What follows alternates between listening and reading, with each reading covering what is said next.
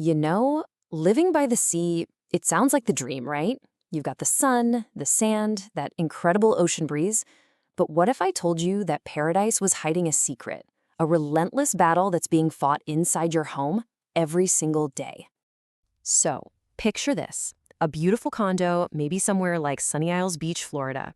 You've got these stunning views of the Atlantic, and life just feels perfect.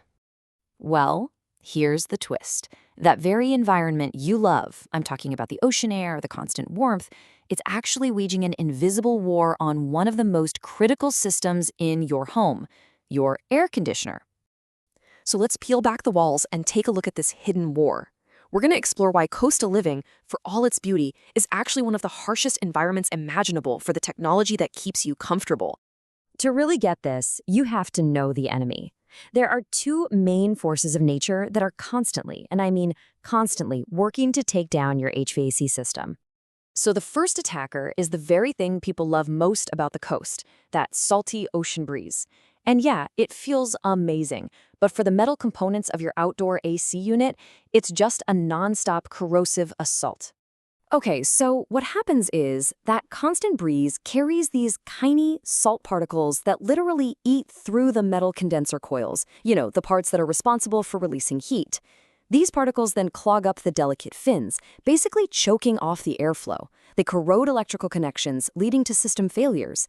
And look, this isn't a minor issue. It can slash the lifespan of an outdoor unit from a decade or more, all the way down to just a few years. Now for the second attacker, just let this number sink in for a second. 75%. That is the oppressive, year-round average humidity these systems are constantly fighting against. And this isn't just about feeling a little sticky. Your air conditioner is fighting a two-front war here. It's not only trying to cool the air, it also has to work overtime to pull gallons and gallons of water out of that air every single day. This constant dehumidifying puts a massive strain on every single part of your system.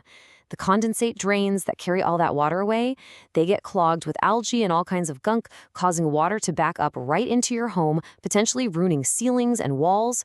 And all that moisture, it's just a perfect breeding ground for mold inside your ductwork.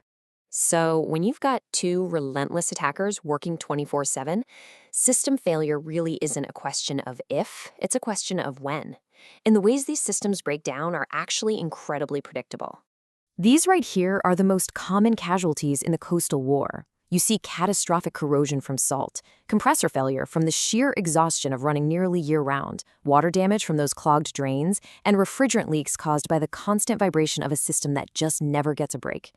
This quote, it really says it all. The beautiful coastal environment is an aggressive accelerator of aging. What should last 20 years might barely make it past 5 if you don't have the right defenses in place. And you better believe the financial stakes are high. When the compressor, the heart of your AC, finally dies from being overworked, you're not looking at a small repair bill. The cost can be so high that it often pushes you toward replacing the entire system.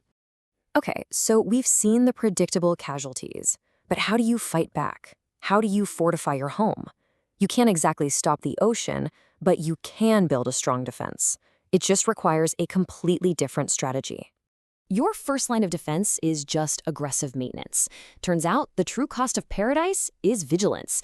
While a typical home might get an annual checkup, coastal properties need service every 3 months. Yeah, that's 4 times a year, just to clean off the salt, check the connections, and clear out those drains before they cause a disaster. The defense strategy is also built right into the equipment itself. Local building codes are incredibly strict. In places like Sunny Isles Beach, an outdoor unit has to be engineered to survive 150-mile-per-hour hurricane-force winds. This is not your average off-the-shelf hardware.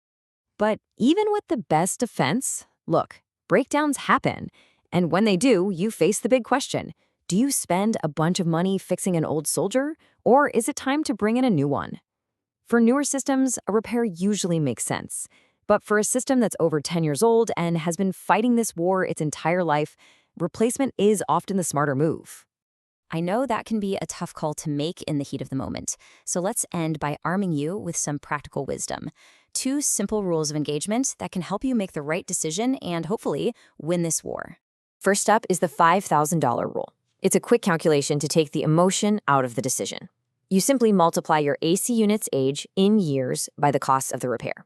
If that number is more than 5,000, well, that's a strong signal that you're better off investing in a new system rather than pouring money into an old one that's likely to just fail again anyway. And second, the 3-minute rule. This one is totally free and could save you thousands. If your power flickers or the AC shuts off for any reason, wait at least 3 full minutes before you turn it back on. This gives the pressure inside the system time to equalize. Restarting it too soon forces the compressor to work against immense pressure, which can cause catastrophic, really expensive damage. It's just a simple pause that protects the system's most vital part. So, living by the sea is a battle against salt and humidity. But every home, no matter where it is, has its own set of environmental challenges, whether it's extreme heat, fine dust, or freezing cold. It kind of makes you wonder, what invisible war is your home fighting right now?